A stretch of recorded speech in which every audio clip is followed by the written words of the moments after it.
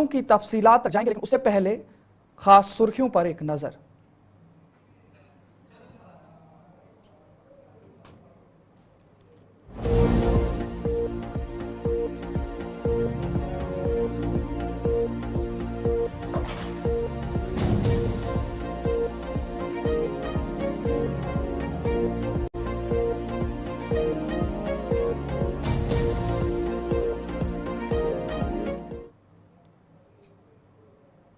नाज़रीन, सुर्खियों के बाद खबरों की तफसीलात के लिए जाएंगे। सबसे पहले आपको बताएंगे बड़ी खबर आ रही है इस वक्त, आपको श्रीनगर के हवाले से बताएंगे, जहां पर ममनुआ तंजीमों के खिलाफ पुलिस की छापेमारी हुई है।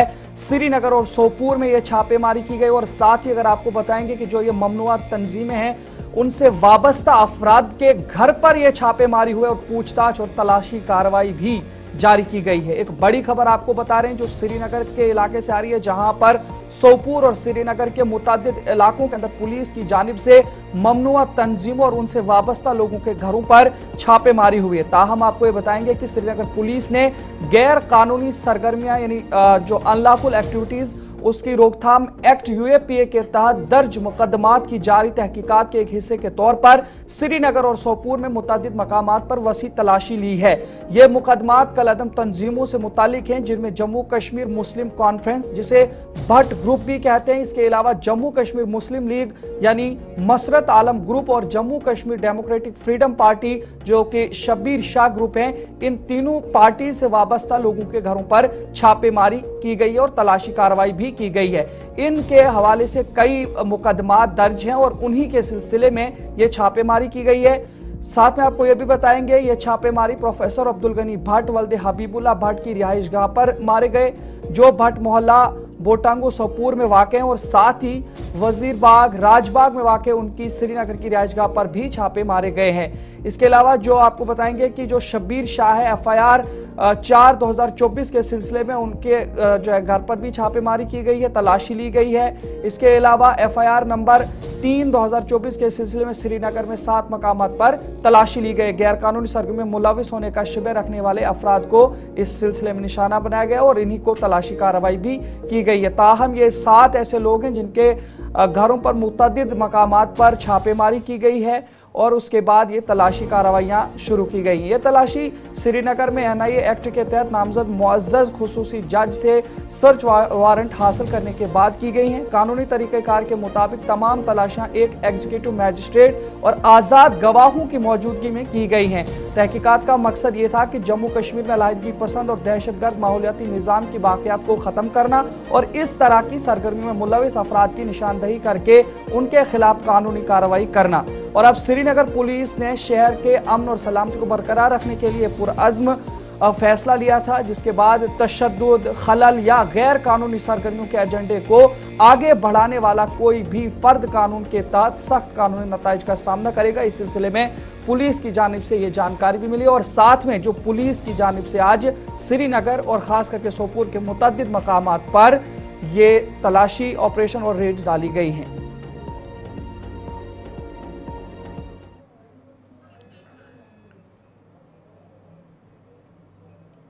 नज़र आगे बढ़ जाएंगे, एक और बड़ी खबर आपको बताएंगे। आज गुलेलाला यानी टुलिप गार्डन की इफ्तिताह भी होनी थी और इस सिलसिले में एक बड़ी खबर आपको बताएंगे कि आज यानी जो आज 26 मार्च है और आज के लिए बताया गया था कि आज गुलेलाला खोला जाएगा सयाहों के लिए और मकामी लोगों के लिए। बताया जा रहा है कि वज़ीर आला उमर अब्दुल्ला भी इफ्तिताही तकरीब में शिरकत करेंगे। टुलिप गार्डन के ऑनलाइन बुकिंग का निज़ाम भी जारी हो गया और हुकाम की जानिब से ट्रैफिक एडवाइजरी भी जारी की गई है। आज से सयाहों के लिए जो है ये गुलेलाला खोला जाएगा। टुलिप गार्डन के लिए ऑनलाइन बुकिंग का निज़ाम शुरू हो गया है और हुकाम की जानिब से ट्रैफिक एडवाइजरी भी जारी की गई है। ताहम सुबह 9 बजे से शाम 7 बजे तक बंदिशें रहने के हवाले से भी इत्तलात मौसूल हुई हैं। जबरवन पहाड़ियों के दामन में वाक़ एशिया का सबसे बड़ा टुलिप गार्डन आज अवाम के लिए खोला जा रहा है, जिस दौरान जम्मू कश्मीर के वज़ीर आला उमर अब्दुल्ला इसका इफ्तिताह करेंगे। इस हवाले से भी इत्तलात मौसूल हुई हैं। हर साल टुलिप गार्डन के लिए कुछ नया करने की कोशिश जो की जाती है और इस साल 2 नई अक़साम शामिल की गई हैं, जिससे कुल अक़साम की तादाद 74 हो गई है। इस बाग में 55 हेक्टेयर रकबे पर 17 लाख टुलिप पौधे लगाए गए हैं। और इस साल 1.7 मिलियन पौधे और सैयाह इनके लिए खुलने का नजारा कर सकेंगे। इसी बीच हमारे साथ इरफान फाजिल बराह रास्त जुड़ेंगे, गुलिस्तान नुमाइंदा, वहां से हमारे साथ जो खुसूसी नुमाइंदा हैं उनसे जानकारी लेकर के आप तक पहुंचाने की कोशिश करेंगे। इरफान, बताइएगा क्या कुछ तैयारियां हैं, जबकि आज टुलिप गार्डन को खोला जाएगा, गुलेलाला के लिए कई सारे सैयाह वहां पे आएंगे, तो क्या कुछ तैयारियां की गई हैं? बराह रास्त जो विजुअल्स है टुलिप गार्डन कश्मीर से आप तक पहुंचा रहा हूं और इस वक्त मैं मौजूद भी हूं, जबकि आज दिन के दोपहर 2 बजे यहां पर इनॉग्रेशन होनी, जिसमें ऑनरेबल चीफ मिनिस्टर जनाब उमर अब्दुल्ला यहां पर आएंगे और उनके साथ जी हाँ उनके मुशीर भी होंगे, नासिर असलम और दीगर मिनिस्टर साहिबान भी होंगे। इस बीच अगर टुलिप गार्डन की बात करें तो इसका इंतजार हर किसी को रहता है। हर साल की तरह यहाँ पर जोरों शोरों से तैयारियां रहती है, जबकि हम देख रहे हैं कि ईद की आमद भी है, रमजान भी है, मगर साथ ही साथ देखा जाए तो आज से ही जबकि टुलिप गार्डन की इनॉग्रेशन है तो टूरिस्ट का रश इस गार्डन में काफी ज्यादा बढ़ता हुआ दिखाई दे रहा है। मैं अपने वीडियो जर्नलिस्ट मोहसिन अल्ताफ से गुजारिश करूंगा कि थोड़ा सा दिखाए विजुअल्स के जरिए। जो बल्ब्स है यहाँ पर खिलने शुरू हो गए हैं, तकरीबन 1.7 मिलियन बल्ब्स इस बारी टुलिप गार्डन में लगाए गए हैं। और साथ ही साथ इस बीच में बात करूं तो इस गार्डन की मेंटेनेंस को लेकर डिपार्टमेंट ऑफ फ्लोरिकल्चर जो है हर साल कोशिश करता रहता है। गार्डन के साथ साथ वाटर एक्सटेंशन कैनल या दीगर चीजें भी हम आपको दिखाना चाहेंगे। मैं थोड़ा चाहूंगा कि मेरे साथ मेरे वीडियो जर्नलिस्ट चले और आपको दिखाएं कि टूरिस्ट का जो रश है वो बढ़ना शुरू हो गया है। साथ ही साथ अगर देखा जाए तो इस वक्त बारिश भी हो रही है और मौसम के साथ साथ मौसम ने अंगड़ाई लिया, जबकि प्रेडिक्शन भी थी तकरीबन जी हाँ आज और कल जो है वादी कश्मीर में बारिशें या बालाई इलाकों पर बर्फबारी होगी। ये नजारा आप ठीक देख सकते हैं टुलिप गार्डन पर, जहां पर इस वक्त फाउंटेन्स, 3D इल्यूमिनेशन, लाइटिंग या कह सकते हैं कि कई सारी चीजों से गार्डन को इरफान बहुत बहुत शुक्रिया जानकारी देने के लिए। एक और सवाल आपसे ये भी जानकारी लेने की कोशिश करूंगा, जहां पर बताया जा रहा है कि टुलिप का जहां पे आज इफ्तिताह होगा, इसी पर वजीर आला उमर अब्दुल्ला भी वहां पे आएंगे, तो क्या कुछ तैयारियां हैं उस हवाले से? देखिए, वजीर आला उमर अब्दुल्ला जो है ठीक 2 बजे यहाँ पर पहुंचेंगे और बताया जा रहा है कि इनॉग्रेशन टाइम 2 बजे फिक्स कर दिया गया है। इस बीच अगर देखा जाए तो ट्रैफिक की आवाजाही काफी ज्यादा है और पार्किंग के मामला भी सामने नजर आ रहे हैं। गार्डन के हवाले से बात करें तो फिलहाल हर साल जिस तरीके से यहाँ पर जश्न वगैरह भी रहता था, यानी कल्चरल प्रोग्राम, मगर फिलहाल इस तरह के कोई स्टेप जो है नहीं उठाए गए हैं। जबकि रमजान मुबारक अभी चल रहा है, तो हो सकता है कि रमजान के बाद या ईद के बाद यहाँ पर कुछ म्यूजिक फेस्टिवल्स भी होंगे, जिसमें कश्मीर के खास तौर पर रंगारंग कार्यक्रम जो है कल्चर को लेकर होती है। फिलहाल जोरों शोरों से तैयारियां हैं और गार्डन के साथ साथ गार्डन को सजाया गया है टूरिस्ट की आमद और इस बार एक्सपेक्ट किया जा रहा है कि जो एक रिकॉर्ड ब्रेकिंग पिछले साल भी टूरिस्ट का फ्लो यहाँ पर देखने को मिला है, इस बारी भी वैसा देखने को मिलेगा। इरफान, ये भी बताइएगा, जिस तरह से आपको जिस तरह से हर साल गुलेलाला यानी टुलिप गार्डन को सजाया भी जाता है और सयाह भी मुख्तलिफ मकामात से आ रहे हैं, तो क्या लगता है इस बार जिस तरह से इसको सजाया गया, काफी 17 लाख से ज्यादा जो इसमें फूल के पौधे लगाए गए, तो क्या लगता है कि पिछले सालों के मुकाबले में इस बार रिकॉर्ड टूट सकता है? देखिए, जाहिर सी बात है, अगर आप टुलिप गार्डन को ही लेकर बात करेंगे, विजुअल्स के जरिए आप देख सकते हैं कि गार्डन को काफी ज्यादा एक्सटेंड किया गया है। वाटर कैनल्स या इसके साथ साथ आलमंड ब्लॉसम्स या कह सकते हैं कि एप्रिकॉट ब्लॉसम्स, इन बिटवीन अगर मैं बात करूं तो लाइव विजुअल्स के जरिए अगर आप थोड़ा लेफ्ट पैन मेरे कैमरे पर्सन करें, आप देख सकते हैं कि ये गार्डन का जो स्टार्टिंग पॉइंट है, यहाँ से जो है टूरिस्ट का रश दिखना शुरू हो गया और इसका इम्पैक्ट जो है हर साल रहता है। मगर इस बीच अगर हम कहें तो फिलहाल बारिशें तो हो रही है, मगर साथ ही साथ जो बल्ब्स है वो पूरी तरह से खिल नहीं पाए हैं। यानी कह सकते हैं कि अभी थोड़ा वक्त लगेगा। अभी 20% बल्ब जो है वो गार्डन में दिखाई दे रहे हैं, यानी फूल दिखाई दे रहे हैं। तकरीबन अगर अच्छी खासी धूप होती है, मौसम साजगार रहता है, तो कह सकते हैं कि गार्डन की रौनक और भी ज्यादा बढ़ सकती है। बहुत बहुत शुक्रिया इरफान फाजिल जानकारी पहुंचाने के लिए। तो नाज़रीन, आप देख रहे थे कि टुलिप गार्डन के हवाले से जहां पर आज इफ्तिताह है, उसी सिलसिले में आज इरफान फाजिल ने बराह रास्त आपको वहां से दिखाने की कोशिश की गई है कि किस तरह से यहाँ पे इसको सजाया गया है। आगे बढ़ जाएंगे, आपको बताएंगे कि जम्मू कश्मीर में आरजी मुलाजमीन का एहतजाज अभी भी जारी है और इस सिलसिले में हुकूमत के साथ बातचीत न होने पर भी उन्होंने नाराजगी जताई है। एक और बड़ी खबर आपको बता रहे हैं, PHE के आरजी मुलाजमीन के हवाले से जहां पर लगातार वो एहतजाज कर रहे हैं, उनका एहतजाज अभी भी जारी है, कामचोर हड़ताल भी जारी है। हुकूमत के साथ बातचीत न होने पर उन्होंने नाराजगी भी जताई है और साथ ही ये भी बताएंगे कि अप्रैल 21 और 22 को महापंचायत का भी ऐलान कर दिया है आरजी मुलाजमीन ने, और साथ में जो अपोजिशन या हिजब इख्तलाफ के लीडरान हैं उन्हें भी महापंचायत में शिरकत की दावत दी है। तो ये इसके अलावा अगर आपको जानकारी देंगे, जहां पर जम्मू शहर की अगर बात करें तो पानी का शदीद बहरान देखने को मिल रहा है, शहरियों को जबरदस्त मुश्किलात का इस हवाले से सामना है। लेकिन वहीं पर अगर बात करें तो आरजी मुलाजमिन खास करके जो पीएचई के हैं ये कामशोड़ हड़ताल पर भी हैं और साथ ही इन्होंने अपना एहतजाज भी जारी रखा है। लेकिन अब इस सिलसिले में भी खबर आ रही है कि इन्होंने 21 और 22 अप्रैल के लिए महापंचायत का भी ऐलान कर दिया है और इस सिलसिले में हिजब इख्तलाफ के लीडरान को भी इसमें शिरकत की दावत दी गई है। लेकिन इस सिलसिले में अगर बात करें तो गुज़श्ता रोज भी असेंबली के अंदर इस पर हंगामा देखने को मिला, जहां पर सरकार की जानिब से इनके हवाले से बताया जा रहा है कि इनके लिए कमेटी बनाई गई है, कमेटी उस पर काम कर रही है, 6 महीने का वक्त भी मांगा गया है और साथ में हिजब इख्तलाफ की जानिब से इस पर काफी हंगामा भी देखने को मिला था। और अब पीएचई के जितने आरजी मुलाजमीन हैं उनका ये एहतजाज मुसलसल देखने को मिल रहा है और अभी भी जो मुजाहिरीन हैं वो अब कामशोड़ हड़ताल पर हैं, जबकि वज़ीर आला उमर अब्दुल्ला ने उन्हें अपने काम पर जाने के हवाले से कहा था, लेकिन उसके बावजूद ये अपनी मांगों को लेकर, अपने मुतालबात को लेकर सड़कों पर अभी भी जो है अपने एहतजाज में खड़े हैं और साथ ही इन्होंने अब 21 और 22 को महापंचायत का ऐलान भी कर दिया है।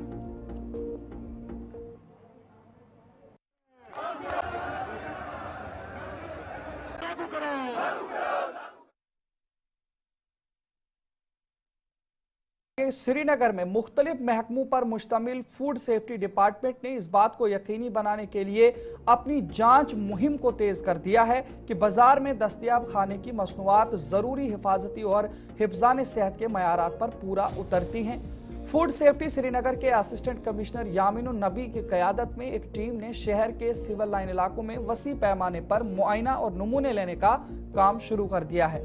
ताहम टीम ने नौगाम, नाटीपुरा, पीर बाग, बाघाट वगैरह में हिफ्जान सेहत और हिफ्जान सेहत के जवाबित की तामील को यकीनी बनाते हुए खाने के इदारों का मुआयना किया है।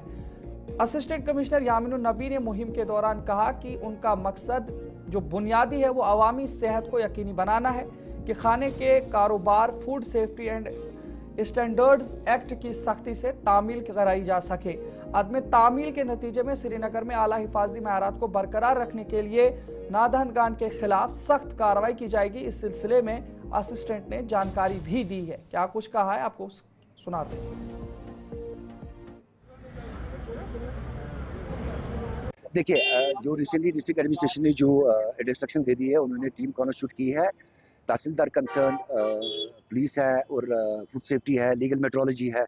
ये 2-3 टीम एक जॉइंट टीम है जो इन दिनों के लिए इकट्ठे काम करेगी, जो देखेंगे कि अपने अपने प्रोविजंस के तहत जो भी फूड सेफ्टी है, लीगल मेट्रोलॉजी है या कोई और प्रोविजन है, उसके तहत हर कोई चीज़ मार्केट में अवेलेबल हो।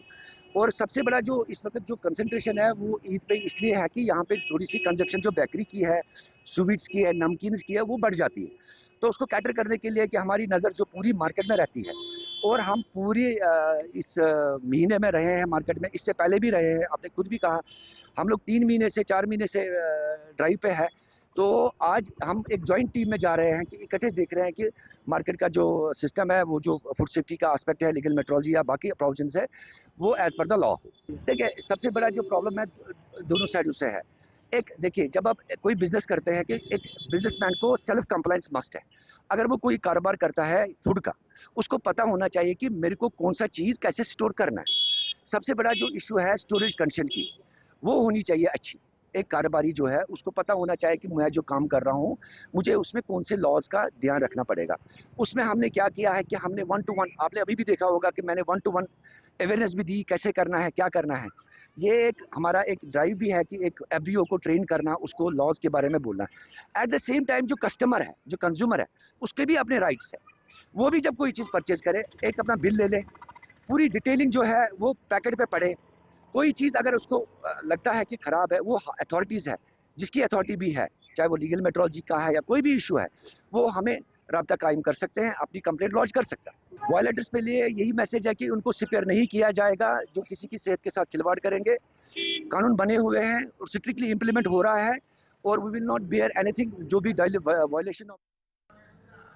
नाज़रीन आगे बढ़ जाएंगे। एक तरफ जहां हुकूमत आवाम को घर की दहलीज पर इंतजामिया पहुंचाने का दावा कर रही है, वहीं जुनूबी कस्बे तराल में R&B म्यूनसिपल कमेटी और दिगर महकमा जात की जानिब से आम लोगों को तामीरात खड़ा करने में गैर जरूरी ताखिर का शिकार बना रहे हैं, जिसकी वजह से सब जिला तराल के लोग काफ़ी परेशान नजर आ रहे हैं। लोगों का कहना है कि गरीब आदमी को बैतुल खला बनाने के लिए 10 अक़साम की NOCs लाने के लिए कहा जा रहा है, लेकिन असर रसूख रखने वाले अफराद को रातों रात बड़े बड़े कम्प्लेक्स और पेट्रोल पंप खोलने के लिए मंजूरी मिल जाती है।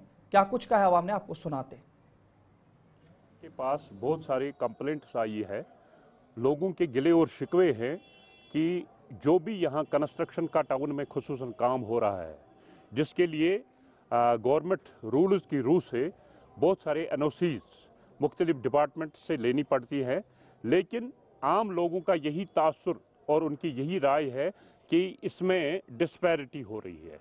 जहाँ बड़े बड़े कॉम्प्लेक्स यहाँ बन रहे हैं, बड़े बड़े बिल्डिंगें बन रही हैं, लेकिन जो साहिब सरवत लोग हैं उनसे इस बारे में ज़्यादा मुश्किलात का सामना नहीं करना पड़ता है, जबकि एक छोटे जो मुतवस्सित घराने या गरीब घराने से ताल्लुक़ रखने वाले लोग हैं, अगर वो कहीं बाथरूम भी बनाएं उनको 10 जगह से ये NOCs लेनी पड़ती है, जिसमें उनको बड़ी मुश्किलात। ये नाइंसाफ़ी हो रही है। आप देखिए इस्तेसाल लोगों के साथ हो रहा है। एक गरीब जब कोई बाथरूम बनाना चाहता है उसको पूरी टीम म्यूनसिपलिटी की आती है, तहस नहस किया जाता है। तो जिस तरीके से इस वक्त आप देखिए ये पेट्रोल पंप देखिए, एज़ पर परमिशन है या क्या एज़ पर नॉर्म्स क्या ये काम कर रहे हैं। यहाँ पर बिल्डिंग आप देखिए कितनी बिल्डिंगें बन रही है, क्या इनके पास वो पूरी परमिशन है? जब गरीब बनाने जाता है उसको एक बाथरूम के लिए बनाने नहीं देते।